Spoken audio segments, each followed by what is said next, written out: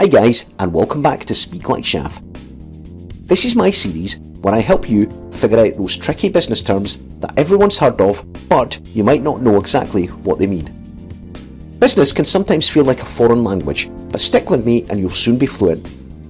Today, we're going to look at the term underwriting. Let's go back a few thousand years all the way to the Stone Age. This is Rab the rock star, and he's the world's first entrepreneur. His first success came when he realised making and selling tools to catch prey would help the hunters in his village.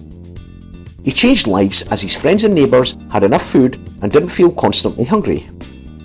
Rab was a true entrepreneur and moved on to other ventures. One of them was underwriting for loans and insurance. Essentially, Rab took on a financial risk for a fee. He would write down the total amount of risk he was willing to take for a certain premium and then sign his name under that. And that's where the term underwriting comes from.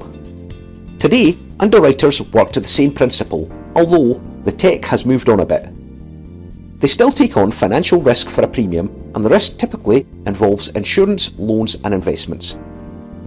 Of course, underwriters don't agree to cover any old insurance policy. No, a lot of research and evaluation of the risk goes on before they agree to assume that risk.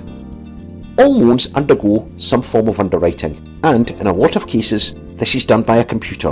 An applicant's credit history, financial past, and the purpose of the loan will be taken into account. You can often get a decision within just a few minutes. When it comes to mortgages, a human may take a closer look at the risk. They'll assess, at the very least, income, debt, savings, and individual financial circumstances. A decision can normally take a week or so. Insurance underwriting is hugely important too. If you were insuring a property, the underwriter will want to know about its condition and history. Clearly, a well-maintained property that isn't near a river and in a low-crime area is going to be less of a risk than a house desperately needing done up that's been flooded twice and been broken into once in the last 10 years. A life insurance underwriter will have a good look at the applicant.